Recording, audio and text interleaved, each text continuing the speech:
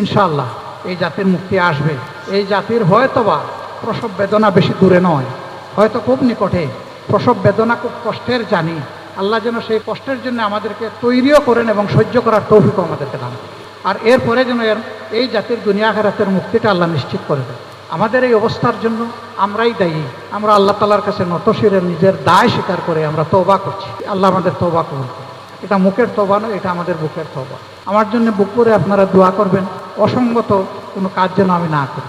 আমার ভুলের জন্য, দুর্বলতার জন্য হয়ে যায়, আল্লাহ যেন সাথে সাথে আমাকে সংশোধনের ব্যবস্থা করেন।